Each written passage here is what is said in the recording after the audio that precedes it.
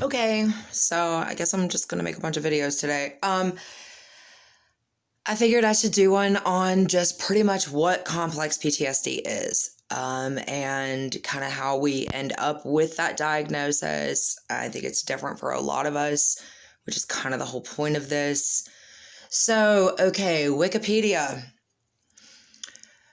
Complex post-traumatic stress disorder, CPTSD, also known as complex trauma disorder, is a psychological disorder that can develop in response to prolonged, repeated experience of interpersonal trauma in a context in which the individual has little or no chance of escape. So, okay. Repeated experience of interpersonal trauma in a context in which the individual, I don't know why I get it, has little or no chance of escape. CPTSD relates to the trauma model of mental disorders and is associated with chronic sexual, psychological, and physical abuse or neglect, chronic intimate partner violence, victims of prolonged workplace or bullying, victims of kidnapping and hostage situations, indentured servants, slavery victims, human trafficking, sweatshop, prisoners of war, blah, blah, blah, blah, blah. Okay. CPT, not blah, blah, blah, blah, blah. Those are important things, but okay, you get the gist. All right. It's also been referred to as desnos, or the disorders of extreme stress not otherwise specified. So here's the thing is the psychiatrists, that you will hear me say a million times could give a shit less about you these days. Like when I was young, I started in therapy at 12. So for me, when I started in therapy, because, Megan, you are so sick. Something is wrong with you. You should not be responding to our abuse this way. Right. Okay. So, and I believed them, until 2 years ago. Side note. Anyway, still do sometimes. Yeah. So back in the day, therapists or psychiatrists, like that's how it went down. You would make an appointment with a psychiatrist. You would sit for an hour. You would talk to the psychiatrist. You might get a diagnosis. You might just get to talk. I mean, whatever. And that was how it was handled. No. In the past, probably maybe 10 years, I'd say, like definitely. The only time you see a psychiatrist, well, first of all, I mean, you're going to spend like $500 for a 15-minute, I'm about to write you some script visits. So complex PTSD is really hard to diagnose and to get diagnosed with. Number one, it still isn't even in, the psychiatrists have like this giant book that they go through, and like that's what tells them all of the world of psychiatry. And I think it's called the DSM manual or some shit. So either way, CPTSD isn't even in there yet. I was diagnosed almost 2 years ago with it. So people are aware, but I'm not sure why it's not making it into the big book. Either way, I think a lot of us deal with like multiple diagnoses and, because what happened, like for me, okay, so I come from malignant narcissistic parents. They have not been diagnosed as such because they refuse to go. But my therapists all seem to think that my behaviors are a result of that. Either way, so what happened to me was at 12 years old, like I said, Megan, you're so sick. Oh my God, Megan, you're so sick. But what happens, so we're going to take you to the psychiatrist and, are they going to, did they fix you today?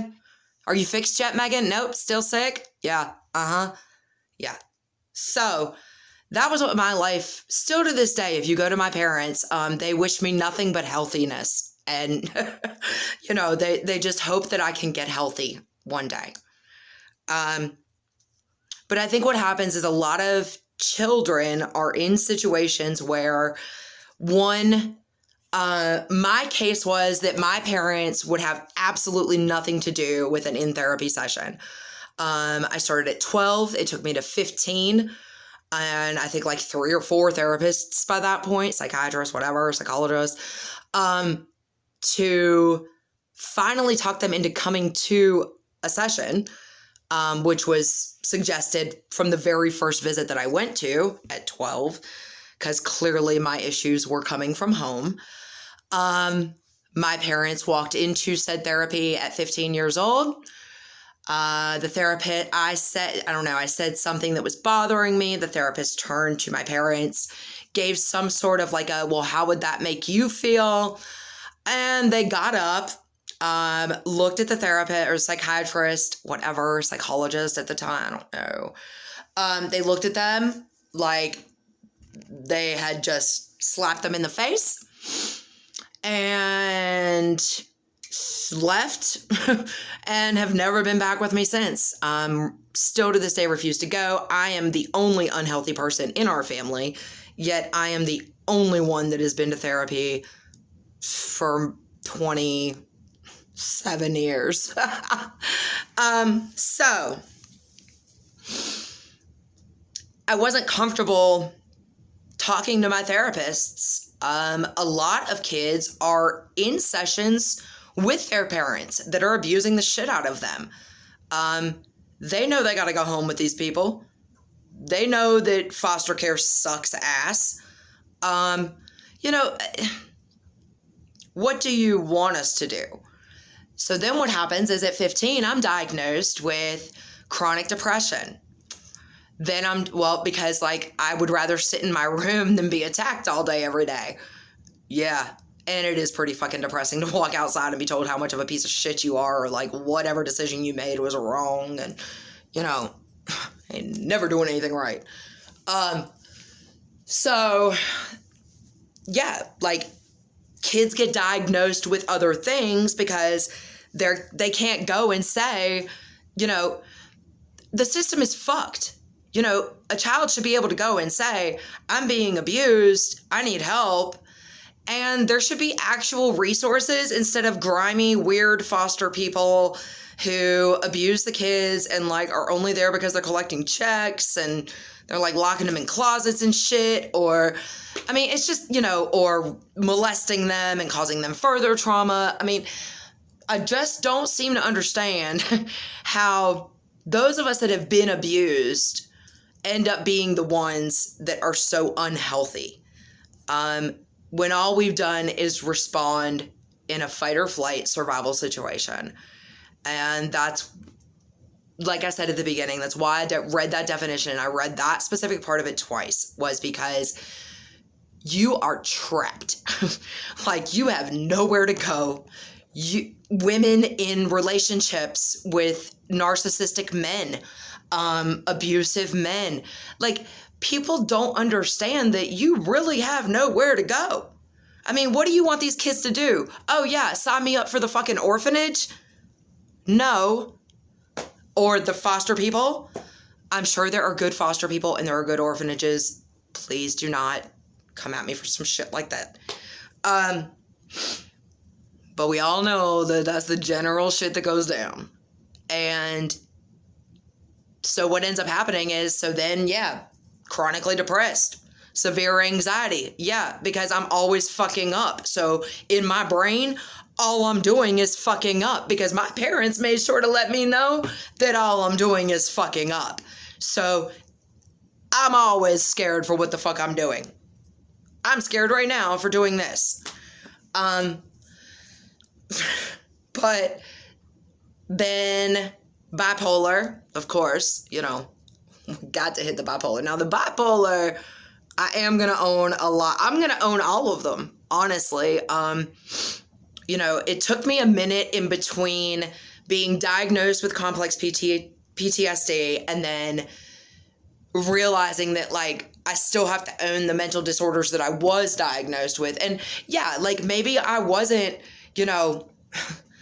what they wanted out of me or normal or what the fuck ever I wasn't for them and still am not and never will be.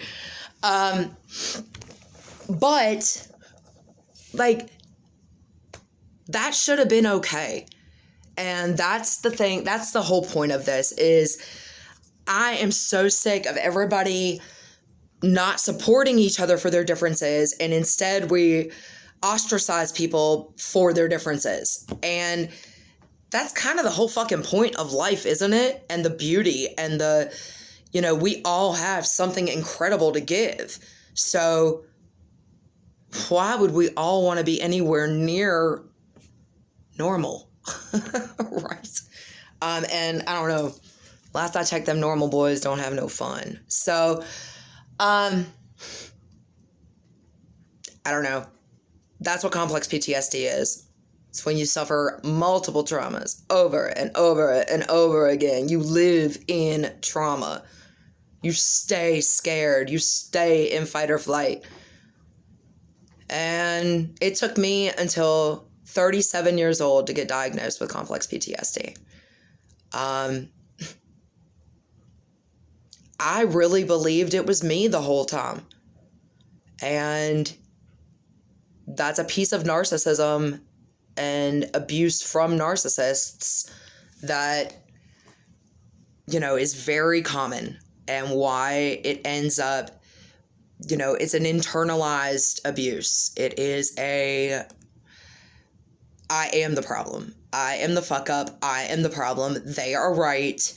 I should probably kill myself or go get strung out on drugs or be away from my kids or whatever, because clearly the world and everybody is better off without me. These people are right. And I don't care who the fuck you are and how much you have faith in yourself. If you end up in a situation like that, day in and day out, especially when you're a kid trying to build self-esteem anyway, you're never going to be okay. And you're never going to love yourself. And so complex PTSD is something that I think a lot of people deal with and they don't even know it. And you got to own it, the triggers, all the shit. The reactions, to the triggers, the medication, the therapy. Always find a trauma-based therapist. Please, for the love of God, find somebody that knows something specifically about trauma, because our brains work different. Literally, we have you can do scans on our brains and they fucking look different because of the trauma. So you need somebody that knows how to work with that kind of a brain. Somebody that is always jumping into worst case scenario, or, oh fuck, what in the hell have I gotten myself into? Or I can't tell this dude exactly how I feel because he gonna lock me up in the fucking padded room. That's not okay. We shouldn't have to deal with this shit. It should be okay to not be okay. It should be okay to say, this is the way I responded because I was fucking being abused. Was my response right? Maybe not. But that's my issue. And I'll own my responses. But at the same time, I shouldn't, just be thrown to the wolves and then acted like, like I'm out here raping kids or some shit. Because, I had a panic attack in a corner. Or I had a panic attack screaming in your face. Because mine come out like that sometimes too. But complex PTSD is something that is so not able to be fit into a box. All I can tell you about are my diagnoses. I know that I've met lots of people that were diagnosed with lots of other things. Autism, OCD, BPD, borderline personality disorder. Like, there is no box. And I think that's why the psychiatry world is having such a hard time with it, and they're not putting it in this DSM or whatever the fuck that thing is called, is because, you know, they want to compartmentalize things so much. And like, you know, like, if this benzo works for you, then all the benzos will work for you. No, the fuck they don't. Do not get me on a Klonopin. I will black the fuck out and then be circling bitches with a knife. It's not a good idea. So, Xanax, though, about 1/4 milligram, 1/2 milligram will stop a fucking panic attack for me. So, you know, but God forbid that I tell them that I need Xanax, because then I'm a fucking drug addict and, you know, I'm seeking drugs. And I mean, it's crazy, but pot's not legal. So the fuck you want me to do? That's right. It's because it's my problem, because I don't know how to handle all this bullshit that's been drove into my brain years and years and years, like my entire life. If you talk to my parents right now, still to this day, I am still the same person that they accused me of being at 12 years old. Nothing has ever changed. My career doesn't matter. Nothing matters. Like, I'm still sick. So that's where my CPTSD comes from. Yours probably comes from somewhere else, or it might come from there too. Either way, it's okay that you have it. You're not alone in having it, and you didn't fucking do this to yourself, and you're not the problem. And if you would step away from your abusers, I can promise you it's really lonely and it sucks really bad, and the first year is rough, because you've built so much of a trauma bond, and you really believe, I mean, especially, you know, these were my parents. So, I mean, it is what it is, right? But that no contact will be the first time in your life that you can actually see yourself. And it'll be the first time in your life that you realize, like, you weren't the crazy one all along. Well, I mean, I'm a little crazy, but you're not the bad guy. So